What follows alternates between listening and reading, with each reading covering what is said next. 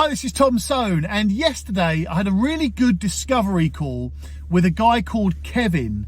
And I hope you don't mind me sharing this story, Kevin, but I think your challenge is very common and I hear it quite a lot with other people. So I wanted to share my answer. I'm going to try and remember roughly what we've spoken about. But anyway, Kevin listened to my podcast and he got in touch, and I offer a 30-minute discovery call. It's totally free. I really enjoy doing them, but it helps me discover what your challenges are, what your problems are, what things you need help overcoming, and what advice I can give, and then I try and help as best I can in that little half an hour slot. Now, as it happens, we went on for an hour, so it must have been a good chat. But Kevin's problem is very common, and it's all about finding the right property deals, having the time to find all the property deals, working with property sourcing agents as well. And it is a very common problem. Who do you trust? Who do you not trust? What property deals are good? What property deals are bad? How do you make sure you don't get into crappy property deals? Now, Kevin has got a pot of cash that he would like to invest in. He bought one property which turned out to be not so great. But now his problem is that he doesn't have the time to go around seeing enough properties to be able to make enough offers to be able to get the right property deals. He also doesn't know which sourcing agents he can trust, what property deals he can trust. And he asked a very valid question of, why would that sourcing agent pass that property to me? Why wouldn't they buy it themselves? Really good question. So I'm going to tackle all of those things as best as I can right now. But what I will start with is property sourcing agents. Now, or deal packages, whatever you want to call them. So I call it a property broker, and I own a property broker. And basically what my property broker does is finds really good property investment deals and connects that property with the right investor for that property. But also we connect the investor with the right funding, whether that be with a mortgage or bridging loan, or it connects that investor with the right private investor or crowdfunding. Effectively, what I'm saying is we connect the property with the investor and the investor with the funding. And that's kind of like my little niche there. And I don't know many other property brokers around, but that's what I'm trying to do anyway. So yeah, the valid question there is, when my property broker is offered a really good property deal, why am I not buying that myself? Oh, really good question. And, you know, sometimes I do. And then if I'm not buying a property at that time, that's when I will pass it on to other investors. Of course, I'm a property investor myself. But there's a few reasons why I wouldn't buy a property and therefore pass it on to a property investor. And hopefully this gives you a bit of confidence in that industry. But do remember, there are some pretty crappy property sources out there. I won't mention any names, but there are a few pretty crappy ones that literally try and package up any old property by blagging and pulling wool over your eyes and amplifying values and making it too optimistic. There are those sources available, I'm afraid, but I'll help you with that too. But for me, if I am offered a property investment deal, and that's where I kind of sit more comfortably, is that I'm offered a lot of property investment deals from various different companies, institutes, auctions, lawyers, accountants, other agents, and other just generally people. Because I think where I do a lot of this stuff, I do a lot of podcasts, do a lot of videos, people now just know that I'm in property, so they come to me with these property deals. But also, I've been doing this for 20 odd years. So, you know, I know the networks that I work in, and they know that I am connected with investors or I'm buying myself. So if I get offered a property deal and I decide that I'm not buying that property, it will be for a number of reasons. Number one, I don't like that property. So that might not necessarily be a bad thing, because I'm not a big fan of HMOs. I'm not a big fan of student accommodation. That's not to say I will never buy one. It's that I'm a lot more fussy because I just don't like them. And I think that's because where I own a letting agent, you know, most of the effort and management resource goes on HMO and student accommodation. So it's a quite labour intensive property investment. And I just don't like that. Otherwise I wouldn't be an anonymous landlord, right? But a lot of people do, because it is a higher cash flow and it's a really good return on investment. I just don't like them. So quite often, if I get offered a really good HMO deal or a student accommodation deal, I quite often pass them out. Unless it's like unmissable, you know, of course. I'm not stupid. But yeah, so HMOs and students' properties I'll tend to pass on. But I have a lot of investors on my books that love those HMOs and student accommodations. But also there are certain property types that I don't get on with, and just from my own preference really, I like to be comfortable with the properties that I'm buying. I'm not one of those people that just goes and buys anything. But also you have the other side to it. There might be a load of properties that I could buy, and if I buy 20 properties over the next couple of months, then I won't have the contractor force or the team to be able to refurbish all of those properties at the same time. Now, that's not to say in the future I might not, but right now I've got a couple of teams of contractors based in various pockets around the country. And right now, for an example, I've got 4 properties that I'm about to complete on in Newcastle. And I've got a team that can cope with that number of properties. But if I buy more properties in Newcastle, then the contractors that I'm working with will be stretched. So I'm now not buying any more properties in Newcastle right now. Until those are done, then I'll buy some more. And it's the same down where I live in Portsmouth.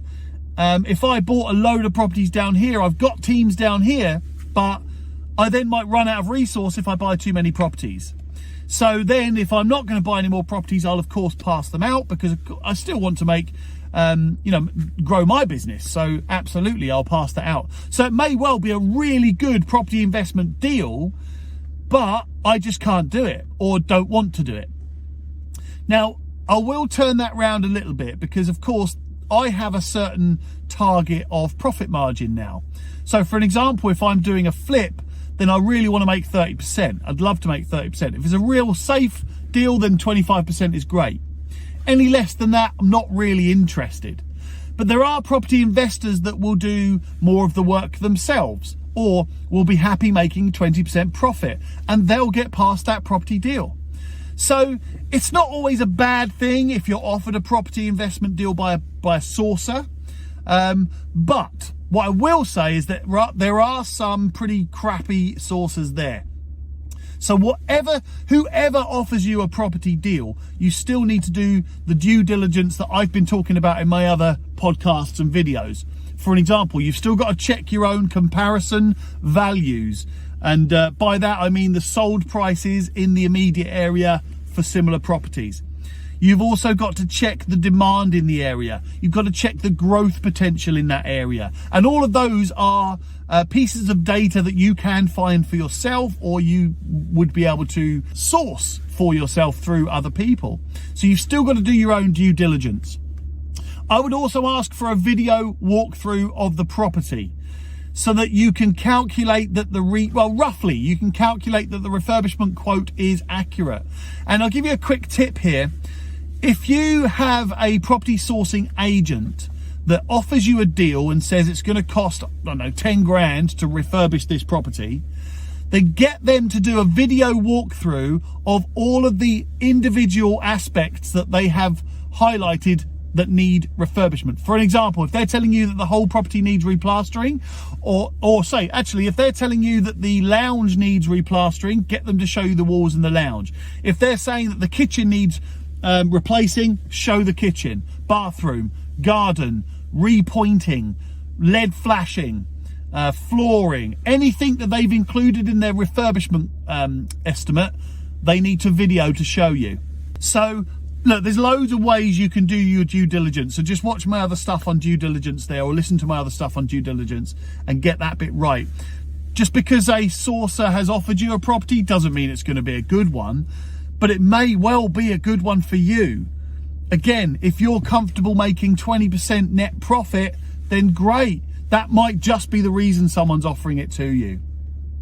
But the other thing Kevin mentioned in our discovery call yesterday, and by the way, the discovery calls, I get a lot of people contacting me that listen to my podcast. I probably get 20 or 30 messages a day through email or my Facebook page. And I do get to all of them. I reply as best I can to every single one. And I try and offer people, where relevant, a discovery call. And it's just a 30-minute call, and you can use it for whatever you want.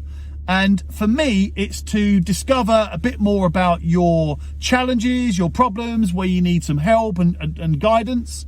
And then I'll give as much advice as I can and as best as I can to try and help you through that bit. So, hey, if you want a discovery call, just drop me a message through the Facebook page or an email or something like that. Anyway, so the other thing Kevin mentioned about was having enough time to get round to see enough properties. And I absolutely get that. You can spend your whole life going around viewing properties. And if you've got a full-time job as well, like Kevin has, then that is a challenge in itself. So there's a couple of tips here, right? Now, me, I actually, I guess I don't really view as many properties as I perhaps could. But I also don't view as many properties as I would need to in order to buy enough properties, because I get other people to do viewings in some cases. Now I have the added luxury of a network of people around the country that I know and have worked with before and trust and so on. So that's a bit of a bonus for me. But the point I'm trying to get to is, now we have such great video technology, you could ask people to go and view the property on your behalf, to give you their advice on buying it, refurbishing it, refinancing it and selling it or renting it or whatever, but take a video as well.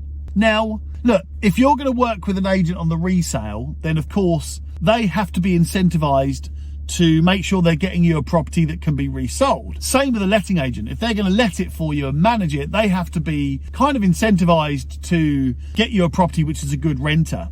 So speak to the agents in the local vicinity about viewing a property for you, and try and incentivize them, maybe financially or whatever it is, at the back end, so that there's a bonus there for them if it's resold or if it's relet relatively quick or whatever. There can be some sort of fee for that as well. But look, what I would say is, if you don't need to go and see 10 properties a week, certainly that's difficult if you've got a full-time job as well, but you can go and see 4 or 5, right? You get lunch breaks, you can do evening appointments, you can do morning appointments, you can do Saturday appointments. If you really want to invest in property, you will. If you're really cautious and nervous and apprehensive, then of course that might slow you down a bit. There's a little tip here. Don't go and see every single property that you're offered a viewing on. Do your due diligence first and then go and view it. If it ticks the boxes at the beginning, then go and see that property. Check the comparison values, check the rent values, check the demand, check the growth potential for the area. All of those things, check them. Whenever you're offered a property, check them before you go and do the viewing. And then the ones that tick those boxes, that's when you're going to go and do the viewing. So I always work on the 80-20 rule. And for an example, if you see 10 properties, you will hopefully make 8 offers and you'll get 2 sales. But at the same time, the ratio works the same no matter how many properties you view. And you might have been offered 15 properties or 20 properties. You're only going to go and view a certain percentage of those because you're going to do your due diligence first. And the last tip I want to give everybody, and also you, Kevin, as well, is when you're working with a property sourcing agent, have a discovery call with them first, like I offer, but have a discovery call with them first. Have a chat with them, find out what sort of properties they are offered. And if they say, oh, we get all properties, get some examples. Ask them for some success stories and some examples of other clients. Ask them if they'd be happy for you to speak to another client that they have. That'll be a really good way of working out whether this sourcing agent is for real. So look, I hope that helps. I guess overall what we're trying to do here is make sure that we're using our time properly, because if you've got a full-time job, you are not, you haven't got the blessing of any time you want free to go and choose properties and view properties and do all of the fun stuff. Now, I won't lie to you, you do have to make time for that. And if you really, really want to invest in property, then you will. But within all of us, there are certain fears that we might be aware of or we might not be aware of. There's always something that's going to hold us back, slow us down. So we need to understand those fears and we need to accept them and say, okay, it's all right. It's all right to be a bit nervous about this. So look, I'll help as much as I can. If anyone wants to book a discovery call with me, then you've just got to send me a message through my Facebook page, Tom Soane, or LinkedIn, Tom Soane, or Instagram, Tom Soane, or email me, tom@pinkstreet.co.uk. That's my letting agent, Pink Street, by the way. And look, I hope this helps. I just thought it was a really good bit of information and a really good chat that I wanted to share with everybody else. And this is just another thing, isn't it? So there's one more thing, and you remember what I always say, in order to be the best version of yourself at one thing, you've got to be the best version of yourself at everything. My name's Tom Soane, and this is The Anonymous Landlord.